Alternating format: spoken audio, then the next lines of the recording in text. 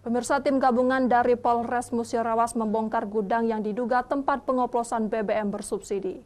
Petugas gabungan langsung melakukan pembongkaran gudang dengan menggunakan alat berupa linggis dan palu. Tim gabungan unit pidana khusus Satuan Reserse Kriminal Polres Musirawas, Koramil Muara Kelingi, bersama Satpol PP melakukan pembongkaran gudang yang diduga tempat pengoplosan BBM jenis Pertalite bersubsidi. Gudang pengoplosan minyak yang berada di pinggir jalan lintas Muara Beliti, Muara Kelingi, tepatnya di Desa Lubuk Rumbai, Kecamatan Tuah Negeri, Kabupaten Musirawas. Petugas gabungan melakukan pembongkaran gudang dengan menggunakan alat berupa linggis dan palu.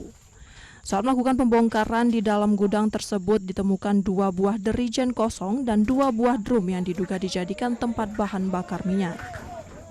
Tidak ada perlawanan bahkan dari pihak pelaku, dari pihak keluarga pelaku sangat membantu memprosesi pelaksanaan pembongkaran gudang ini karena menyadari kesalahannya dan berjanji untuk tidak mengulangi.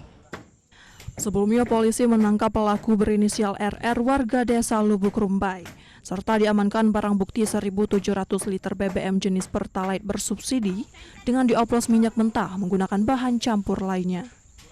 Dari Musirawas, Faizal Agustiawan, iNews melaporkan.